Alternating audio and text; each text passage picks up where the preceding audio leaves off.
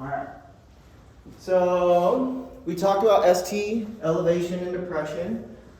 I did a terrible job erasing some of my notes from yesterday. All right. So looking at this one, ST depression means infarction, ischemia, or injury. Ischemia. Okay. What does that mean though? Ischemic. Lack of oxygen. Cells are hungry. Okay. So you end up with, can you appreciate that the ST segment is depressed? This one's textbook obvious. Where's the J point here? AP? I'm going to draw a line this. Where do you think the J point is? Up there. Right there. Good. Now, why does that become important? Because eventually, later today, you're going to have to say, well, here's the isoelectric line, and now it's 1, 2, 3.5 boxes above it. That's why you need to know where the J point is. So, ST segment elevation, injury or infarction or ischemia? Injury and or infarction. Okay, good. But you're right. Good. Okay. Remember, we can have some different changes with different angina. Okay. Peak T waves, in other words, hyperacute T waves, flattened T waves. You can sometimes see these starting flat, like if they're inverted, as they're starting to go back up. Does that make sense? To where they're kind of in that transitionary phase. T wave inversion, ST segment depression. We just talked about that. ST segment depression without T wave inversion, and they're showing you there's T wave inversion here. We'll talk about this more. No need to panic yet. Now, I like this definition, so I'm going to read it to you word for word, okay? I normally don't do this. In order to diagnose a STEMI, one must first be able to identify the ST segment on the EKG. We've done that. The ST segment is isoelectric and represents the interval between ventricular repolarization and depolarization. It begins at the J point and should be isoelectric to the two TP or PR segments. Classically, STEMI is diagnosed if there is 1 to 2 millimeters of elevation in two contiguous, not a typo, contiguous, weird word, leads on the EKG or new left bundle branch block, with a clinical picture consistent of ischemic chest pain. Classically, the ST elevation are described as tombstones in concave or upward appearance. However, other morphologies such as convex or straight elevation might be seen. Okay, we can appreciate the fact that normal, hyperacute, again, not me being fancy. ST elevation, obviously. ST elevation with T wave inversion, spooky. So this is where it's getting a little bit better, and then it'll normalize. But notice now how there's a deep Q wave. What is Q wave that's wider than 1 box mean? It's called a pathological Q wave. Okay. Right? It means there's been a past MI at some point prior. And we don't use these a lot pre-hospital. Okay, so when I'm looking at a 12 lead, I'm not looking for Q waves typically. I'll just have you know that. Pre-hospital, you're not looking? No. And it's just like it's so much further down the road that this is going to happen, and the National Registry doesn't care yet. They're not going to ask you about pathological Q waves on an exam day. All right, now, luckily, there's this thing called reciprocal changes. And, okay, if you live in Florida and you move to Texas, you can get this thing called reciprocity with your license, which is kind of like when you can have this backwards thing to where you get your license, okay? It borrows from the word reciprocal, and it's basically kind of like a handshake of sorts. So basically, if I have an MI here, an infarction, we're gonna have elevation. We're on board with that. In the anatomically opposite side, we're gonna have ST depression. Okay? That's what they're saying here in a very fancy way. And there is these patterns that you'll become familiar with. So, if we have, for example, an inferior MI, which they're showing here, it's very blurry, I know. 2, 3 in AVF, these are elevated. But it's not coincidental that there's depression and 1 in AVL. Okay? It's the reciprocal leads. It is the opposite side. It's the opposite leads. So when there's elevation here, there's going to be depression on the opposite side, usually. Not always. It's not required. But if you do have what they call reciprocal changes, man, it really, you're on the right page. You're probably right. This really is a STEMI, okay? So I just want to give you the bottom line up front. We want to keep a high index of suspension, and we need to do serial EKGs. Do we, on a real chest pain patient, do we just do 112 lead and that's it? No. You should be doing them frequently. I will have you know, when your monitor starts pooping out strips without you asking, bad. It is telling you, please look at me, okay? So if it ever does that, pay attention. And then you need to practice this skill. This is something, if you walk out in December and not use it again, you will be terrible by February, okay? So this is something you have to use it a lot. Now, STEMI is 1 to 2 millimeters of ST elevation and any 2 contiguous leads. Not 1, but 2 contiguous leads. Write that down. STEMI, 1 to 2 boxes of ST elevation and 2 contiguous leads, okay?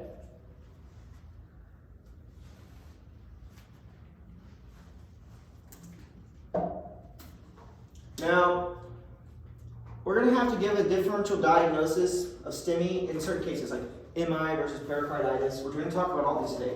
Left bundle branch block, earlier polarization, left ventricular hypertrophy, ventricular paced rhythm. We're going to talk about every one of those today. And there's varied presentation. You know, we have a classic. What's the classical chest pain presentation? What do we read about in books? Radiating up into their jaw, down into their shoulder, right? Yeah, classic, okay? What population of patients do these typically present differently in? Women. Women and? Elderly. And? You're good. Diabetics. Elderly, old diabetics especially. And it can be just one. It could just be a diabetic, it could just be old, it could just be elderly, okay? It doesn't have to be all three. Now, the whole idea, like I told you earlier, is it's really cool that we can, with pretty good guess, if we see an inferior STEMI, we can pretty well know what vessel is occluded. So this becomes helpful for a cardiologist to go up and they're like, oh, I know my approach, I'm going to know where I'm going to go because it's probably here where the vessel's messed up. It's not a guess, usually. Okay, now, first one, let's do it. We can do this. Looking at lead 2, Jesse, what do we see here? What type of rhythm is this? We have a heart rate of 100, PR interval 0.148, and QRS less than 0.192. Is there a P wave upright for every QRS? Yes. Okay, so what's our underlying rhythm? Sinus. Okay, step 1, we have to find the underlying rhythm. Jesse just did it. Good job, Jesse. Thank you. The next step is we need to see if there's a bundle branch block. I'll tell you, since the QRS is less than 0.12, there's not. This will make more sense at the end of the day. But no, there's not a bundle branch block. Just for practice, which we don't do this routinely, what is our axis deviation? Okay, Jake, is 1 up or down? 1's up. Is AVF up or down? It's down. AVF. Oh, sorry. It's up. It's up. It's a normal axis deviation. Okay, see how we got that? All right, so looking, now, this is the fun part. This is the paramedic stuff. This is what we came to school for. We got to figure out, is there ST elevation or depression? If so, how much? Okay, I'm going to do this. I'm going to do this first one for you, or you're going to help me, okay? Yesterday, or on Monday, or Tuesday, I started drawing on the slides, if it was plus or minus or 0, and students seem to like that, so I'm going to keep doing it. I think it's kind of helpful when we're learning. And let me tell you this, when I do an actual 12 lead in the field, it takes me more than just a couple seconds to look at it, right? So there's no shame in your game, just taking your time, and if you think it's a STEMI and you have a paramedic partner, hey, what do you think? There's no shame in that, okay?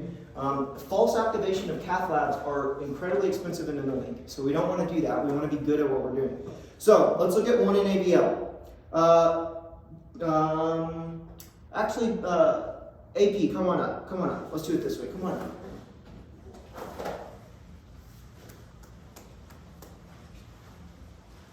So looking at lead 1 AP, like the weatherman, I want you to stand to the side of the screen, and can you point to where the J point is? On lead 1? Yeah. Be right here. Okay, good. Now, how many boxes, since you're right up on it, below the isoelectric line do you think that is? About 2 boxes. Good. All right, y'all agree with them? Yes. Okay. Now let's look at, so remember we do contiguous leads, so lateral, and then we're going to go to AVL. See? Lateral, lateral. So just like reading a book, let's do one chapter at a time. So AVL, let's see. Where's the J point? Like right here. Touch it. Don't be scared. Oh, right there. Yeah, it's right about here. Now how many boxes below is it? About 5. Okay. Y'all agree with them? Yes. Good. Now, looking, so far we know we have depression in 1 in AVL, and these are our high lateral leads. Okay, everyone on board with that? Now let's look at lead 2, AP. Do we have any ST elevation or depression? And if so, by how much? We have elevation right here. Okay, where's the J point? I know it's very blurry, but point to the J point for me. About right here. Good. Now how many boxes above the isoelectric line is that?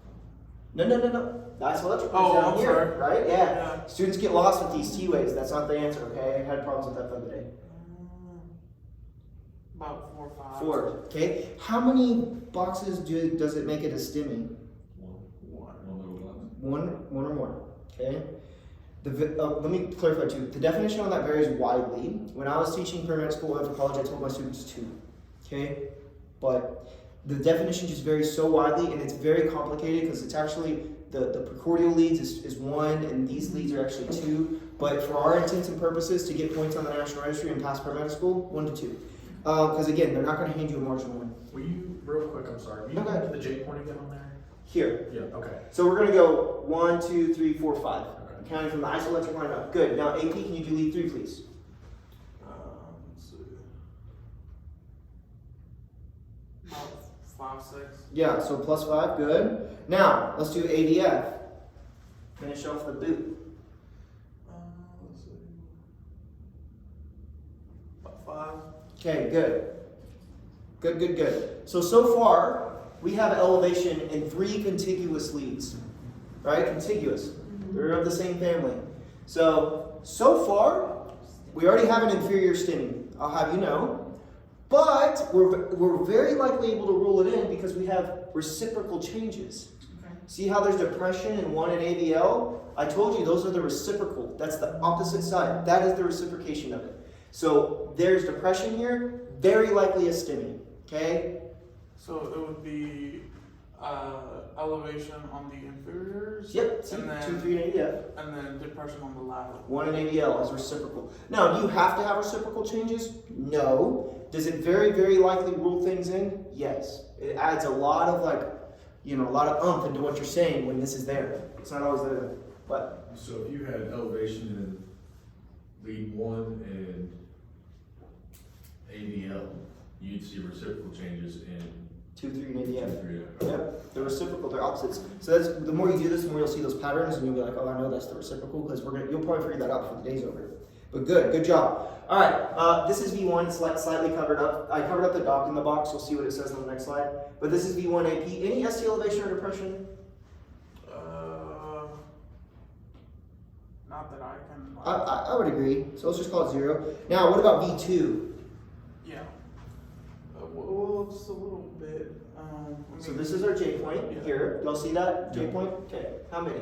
1, 2, 3, maybe 3 or 4. Yes. Okay. So -3. Okay. V3.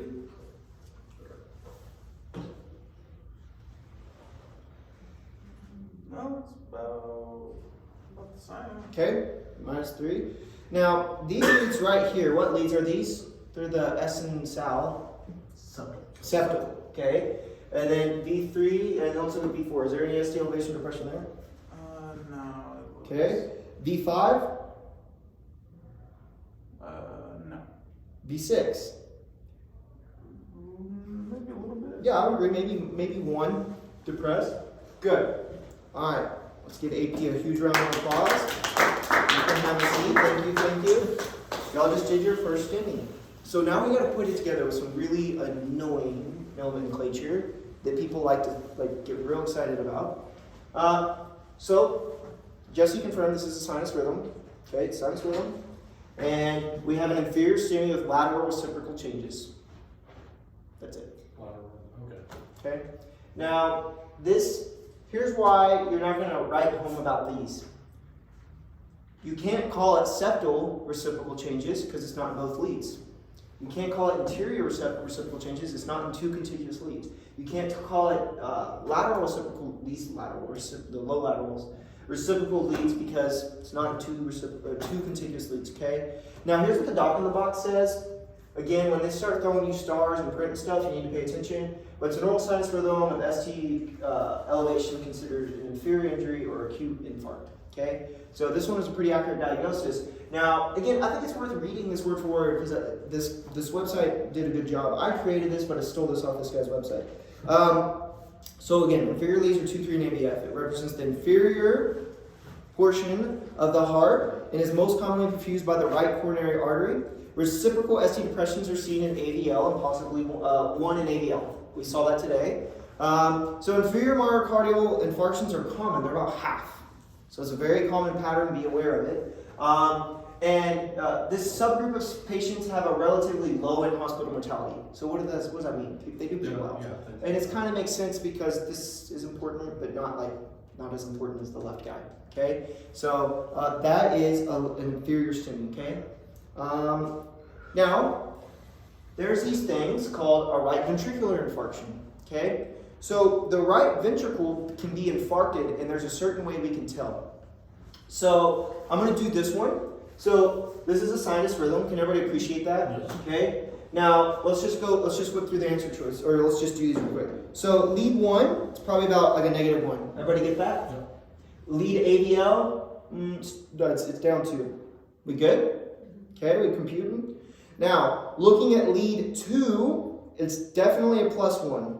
Everybody good? Could you do me a favor on this one? Could you put a dot where the J point Yep, is? That J way- point. Okay, that way we're just kind of like That on the kinda same helps me point. too. That- Isoelectric line. Yes, sir. Yep, Thank good. I was doing that yesterday. I just kind of didn't do it today. you. All right. Yeah, it's hard. It's hard, yeah. It's kind of hard to see. So, okay, J point, isoelectric line. So we're at least 1, 2, 3. Let's just call it +3. Y'all got that? Yes, sir. ABF, isoelectric line. It's probably a little low on the isoelectric line, but this is our J point. So at least 2. So what's the rules for STEMI? 1 or 2 more, and 2 continuous leads. So far we can write the bank and say, hey, we got an inferior STEMI, okay, and we happen to have in 2 continuous leads depression. So we already have reciprocal changes, okay? Can you appreciate that? Yes, sir. So these people, instead of just picking up V4R and moving it to the right side, they picked it all up and moved it. You don't have to do that. All you have to do is pick up V4 and move it to the right side. Again, when you have an inferior STEMI, what I want you to do, what good medicines, good clinicians do, is we pick up V4R and we move it to the right side. Mid-clavicular line, 5th intercostal space. So, it's here. And in the real world, you actually, like with a pen, have to write R on here, okay? So V4R is the nomenclature. That means V4 on the right side. So, looking at this one, V4R, here's our iso. You'll see how the isoelectric line is not beautiful, kind of like the strips we did earlier? Yeah, that's the real world. Okay? So, J point here. So, 1, 2, 3. We have +3. Okay? So, this is an inferior STEMI. Let me just write this out for you. This is going to be a sinus rhythm with an inferior STEMI with reciprocal changes with right-sided involvement. That's exactly how you would say that. Okay, I'll say it again. This is an inferior STEMI, or it's a sinus rhythm with an inferior STEMI with lateral reciprocal changes with right-sided involvement. Okay, a lot of words, a lot to say, but you see how we got all of those diagnoses? Yes. I get the right-sided involvement is because you move the leads to the other side, right? But why are we looking at V4? Where that? So the idea is V4 is very specific to look at, because when V4 is over here, you're looking a lot at the interior portion of the ventricle. When it moves over here, you're looking at a lot at the right side of the heart. I mean, I can show you like this. So if it's normally over here, you're looking at the left side of the ventricle. When you're looking at this side, look at what it's looking at. Yeah. Specifically on this side is the right ventricle. Does that make sense? So that's why, you could move all the precordial leads and just flip them over. And 99% of the time, they're just going to pick V4R and just move it. Okay? They're just going to move it over to the right side. Yes? Why was that right-sided, moving V4 to the right side, or why was that indicated? Okay, good question. Again, anytime we have an inferior STEMI, we have to be very concerned about preload. Okay? Here, I'll tell you the exact reason. Have you ever wondered why you can't give nitro, an EMT basic can't give nitro to someone less than 100 with systolic blood pressure? The idea is, if your right ventricle is infarcted, you are in big trouble on the preload department. So the reason is, almost always these patients are going to have very low blood pressure because preload's jacked up. They can't accept that volume to pump it through the lungs and the rest of the heart. So you end up, so when you cause further dilation of the veins and you decrease preload even further, you can seriously actually kill patients this way. So this is why some medics, which I'm not saying it's good medicine, will not give nitro prior to doing a 12 lead. Okay? Or what's better medicine is don't give nitro prior to checking your blood pressure. That's EMT basic school. Okay? So this is the idea: is if the right ventricle is wiped out in inferior STEMI, and you give a bunch of nitro on top of it, you could cause serious harm. Now, the reason that medics get real hung up on this is the blood pressure is like 105/50. A lot of them won't give nitro because they'll say I need to do a 12 lead first, just in case it is right-sided involvement, I can catch it. So typically nitro is relatively contraindicated with a right-sided STEMI. Well, that's what I'm saying, is like, how would you, like, what indications are on the strip that you would need to move it to The the right? inferior. The fact that they're having an inferior STEMI, Okay. I'm gonna be like, oh wow, they're having an inferior STEMI. The next thing I need to do is pick up V4 and move it. Gotcha. Does that make sense? That's the sequence. So this will, I feel like it will get easier, like just the correlation between Yeah, those. yeah. This is something you absolutely have to memorize it. Make a cool tattoo if you want. Y'all got tattoos? All 4 of y'all? Maybe you too? Yeah. I got it. If you get one, I will get you some extra points. I'm just kidding. Do not do that to be lame. All right. Now this is a different type of STEMI. We're moving on. So we're going to do a bunch this afternoon where I'm going to have you coming up individually. But for initial education, I think it may be better for me just to kind of walk you through them. So let's look at this one. Michael, looking at this one, just looking at lead 2, and we know the heart rate's 94, the QRS is 0.094, and the PR, let's just call it 0.2, okay? What type of rhythm is this?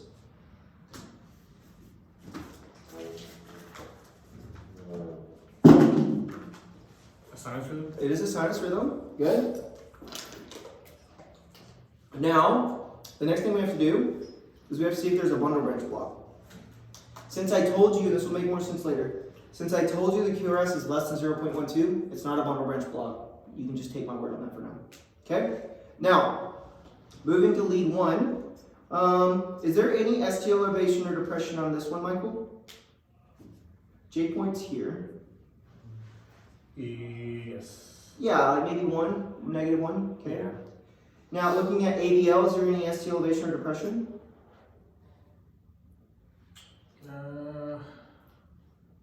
No. I would say no, yeah, I would agree. No. Y'all see where we got that, how we deduced to that? Alright, looking at lead 2, Michael, is there any ST elevation or depression? Yeah. Whoops. J point would be Yeah. like here. Yeah. So wait, you think Well, there's ST the elevation? or first one depression? there was a little bit, but the second one no. That's why we look at all of them, okay? Because this is a real EKG with patients moving and breathing, okay? So, this one's, let's just call it 0. What about lead 3, Michael? Any ST elevation or depression? -1. Okay. And ADF.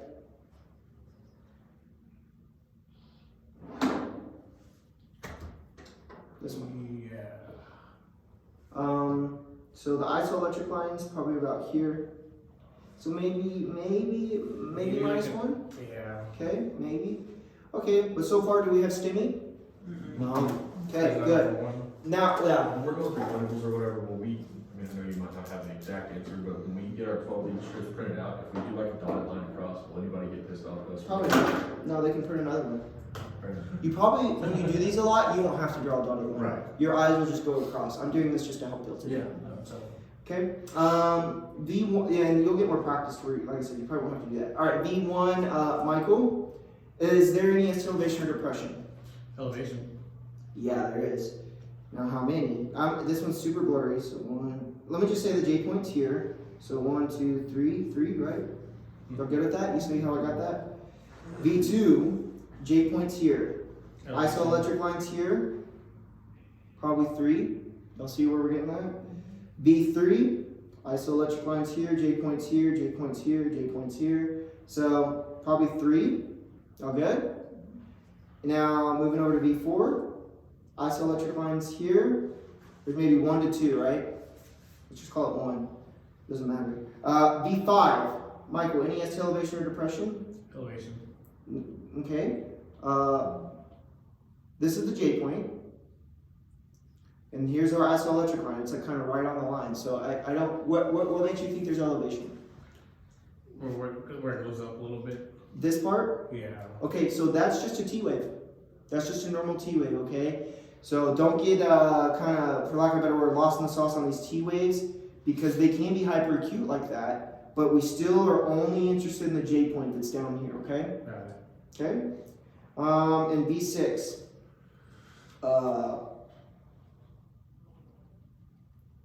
J point's here. So I'd say maybe -1. Y'all good with that? Okay. Now, let's put this all together. We have a sinus rhythm, and we have elevation in S and A. So what leads are those, Michael? Best. Which ones? Which leads are V1, 2, 3, and 4? And you can look. There are Lead 1 and 2. no, V1 and V2 is our what's the name for those? What part of the heart are we looking at? The top of the heart. The septal. The septum, right? Right. So these are our septal leads, and then V3 and V4 also has elevation, right? Do you see 3 and 1? So we have 2 contiguous leads. So that's our anterior portion. Now this is where it gets funky. The answer is it's a sinus rhythm with an anteroseptal STEMI. Okay, that's it. Now someone yesterday was like, well, why do we not call it a septo-enteral? I guess you could, but the common nomenclature is enteroseptal. Okay, granted, this will come with practice, but that's the word. Does everybody see how we got that one? There's no reciprocal change on this one though, correct? There's There's not really. elevation and just 2 contiguous leads. Yeah, actually, I mean, you might consider in 3 an ABF, but no, not really. No, I wouldn't call it reciprocal Yeah, change. it's on the slide before it says anteroseptal don't have any reciprocal. Okay. Okay, well, yeah, there you go.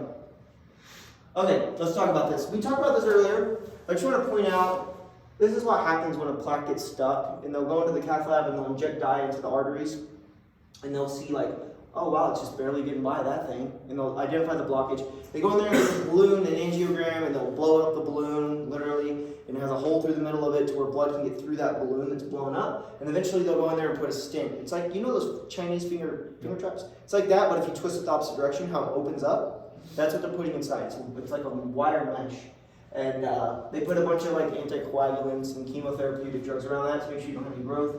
But that is the cath lab. Now, an anterior STEMI, I just like this guy's definition, I'm reading to you. Anterior STEMI is caused by occlusion of the left anterior descending. What does that mean? These are the people, like in the movies, where they grab their heart, oh my god, my chest, and they die.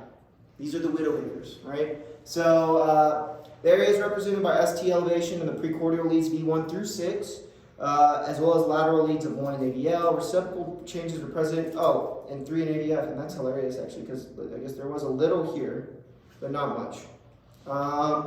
So, anterior myocardial infarctions are generally associated with the worst outcomes due to the involvement of the muscle tissue. So when you get the anterior portion of the heart, I don't know about you, but that looks like a lot of muscle. So, it's an important part of the heart, and so this is why people, the widowmaker, they grab their chest, they die. Okay? Very high mortality rate. A lot of these patients don't make it to the hospital, especially compared to other ones. Now, test question, what's the most common cause of death from an MI? Really weird to say it that way, but what's the most common cause of death? What is the most common cause of death? Heart disease? No. What's the most common cause of death from an MI? Lack of oxygen. Yeah. Well, yes, but that Lack of doesn't. activation for the,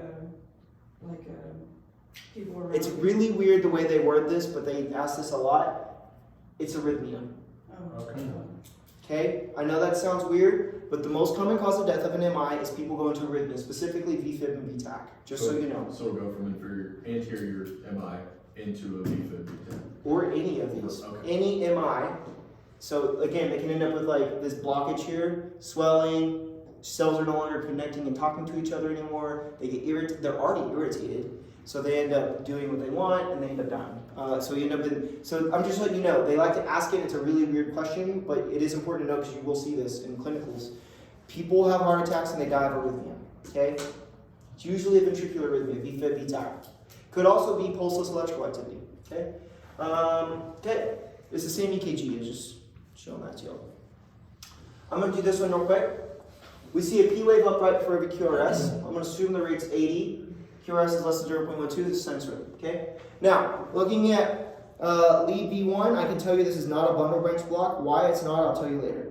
Now, 1 in AVL, interesting. There's definitely elevation here. Can everybody appreciate that? Yes. J point here, okay? So the elevation's like +3. 1 in, now looking at AVL, J point here. It's probably +3, okay? So far we have what? Stem. Which one? Lateral. High, yeah, good. High lateral. Good. Now, looking at 2, 3, and AVF. Okay. None. -2. -3. Y'all see how I got that? Okay. Let me draw out the J points for you So again. not that J quickly. point, J point, J point, J point, J point, J point. Y'all good? You see where I'm getting those? Okay. And I want to point something out. You see this one down here? Sometimes hospital strips will just print out a 10-second of lead 2 or V1. Usually, it's one of the two because those are useful. So I just want you to know this is a 10-second strip. Why would they print on V1 as opposed to lead 2? We use it for bundle branch blocks. That's why. It's very helpful for bundle branch blocks. Good question though. All right. Looking at AVL, or I'm sorry, lead V1. Do we see any ST elevation or depression? J point here, J point here, J point here. Yeah, it's probably -2. yeah -2. I like it. Lead V2. J point here, J point here, J point here. Probably -2. Now looking at V3, which I just drew through it. I saw a J point here, here, here.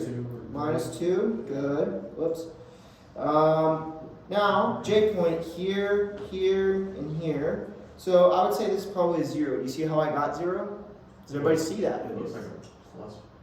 Yeah, it looks like. It looks like +1. If that. This last one definitely does.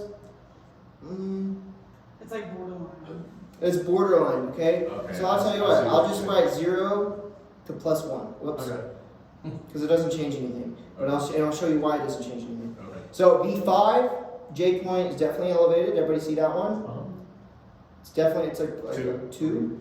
Okay. Now V6, J point's here, here, here. Okay.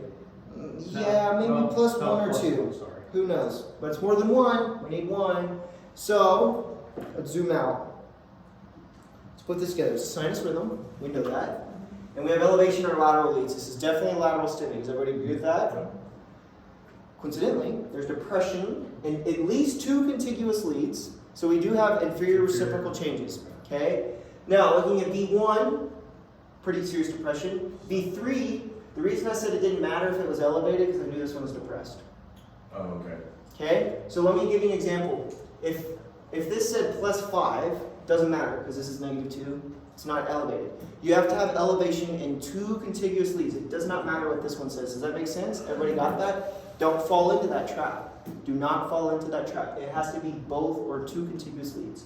Okay, V5, V6 +2, V6 +2. Oh my gosh, these are lateral leads too. So what do we have? You have a lateral STEMI with, wait, Yep, you're a right. lateral STEMI with, Inferior reciprocal. Excellent. It's a normal sinus. It's a sinus rhythm. It's a lateral STEMI with inferior reciprocal changes. Boom, cash the check. We're done. That's all you have to know. Everyone good at these?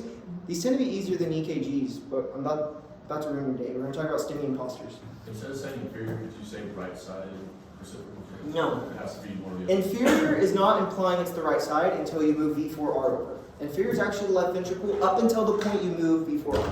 Okay? Alright. Oh, let me read this last one too. So the lateral walls of the left ventricle is supplied by branches of the LAD and the left circumflex. Infarctions of the lateral wall often occurs in extension territory from another territory, like an anterolateral, anteroseptal. So lateral extension can indicate a larger area of tissue involvement. Consequently, these have poor prognoses. And the lateral leads are V4 through 6 and 1 in AVL, right? And you'll see reciprocal changes in 3 in AVF, and we saw that. So, quickly, we're almost done until we take our next break, about 5 minutes. Let's talk about posterior infarctions. So we know the heart sits in our chest like this, but there's still muscle back here. Will someone help her? She figured it out, good. What we can do is we can pick up the leads and move them behind on the back where the scapula is. You know scapula, little triangle looking thing in the back? You place it here, 7, 8, 9. Okay? And what you're looking for is STEMI in the back. Now, interestingly, think about this. If the posterior leads are back here, and we see elevation back here, where would we see depression? What's the opposite of the back? The The anterior. Okay? So when we're doing a 12 lead and we see elevation depression in the anterior leads, we should be thinking, I need to look at their back because they're probably having a posterior STEMI. Okay? This will make sense. So let's do it. Looking at lead 2, I'll have you know, this is a sinus rhythm, and you can probably pick up on that pretty quickly at this point. Sinus rhythm, okay? Looking at 1, any ST elevation or depression? No. Leading at AVL, any ST elevation or depression? No. Looking at lead 2, any ST elevation or depression? Wait, hold on. Lead 2? Lead 2? Okay. No. No. Looking at lead 3? No, there's none. Again, we don't chase zebras, right? We don't make things that are there that aren't there. All right, lead AVF? No. No. Okay, good. Now, lead V1, maybe -1. Maybe, who knows? Okay. Lead 2, Yes. definitely -2 or more. Okay, significant. Lead 3, -2. Do y'all see where we're getting these AP? Yeah? Good? Jesse? All right, so now let's move over. All they did, hang with me here, V4R. We already talked about this. Where's V4R go? On the right side. The right ventricle, fifth intercostal space, looks at the right ventricle. Someone pointed out yesterday, wow, that looks really small, right? The amplitudes, right, of the waves. Well, it is small. It's not a big muscle. It's not a big chunk of muscle, so it's not going to be really big a lot of times. So just be aware, okay? I'll have you know it's normal. Now, let's look at V8, V9. This is looking at the back. Is there any ST elevation or depression in V8? Yes. Yes, there's like +2. Yes. Yeah? Everybody got that?